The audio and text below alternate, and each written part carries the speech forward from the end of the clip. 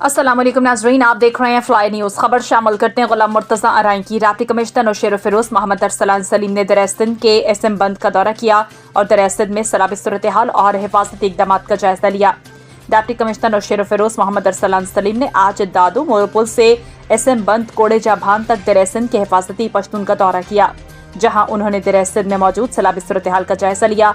इस मौके पर बंद पर जारी तरक्याती कामों और महकमा आपाशी की जानिब से हंगामी सूरत हाल से निमटने के लिए किए गए इंतजामात का मुआयना किया गया। डिप्टी कमिश्नर को एक्सियन महकमा आपाशी रोहड़ी डिवीजन मोरू इफ्तिखार हुसैन लांघा की जानिब से मौजूदा सैलाबी सूरत हाल, कमजोर मकामात की निशानदही और दीगर हिफाजती इक़दाम पर तफसीली ब्रीफिंग दी गई। डिप्टी कमिश्नर के हमरा असिस्टेंट कमिश्नर नौशेर फिरोज अली शान मलिक और असिस्टेंट कमिश्नर मोरू मोहम्मद मुस्तकीम कुरैशी भी मौजूद थे। डिप्टी कमिश्नर ने इस मौके पर हिदायत दी कि तमाम मुतल्लिका महकमे मुकम्मल राब्ते और हम आहंगी के साथ काम करें। कमजोर पॉइंट्स पर बर वक्त मजबूती के इकदाम किए जाएं। सूरत हाल की 24 घंटे निगरानी को यकीनी बनाया जाए ताकि किसी भी मुमकिन हंगामी सूरत हाल का बर वक्त और मौसर तरीके से मुकाबला किया जा सके।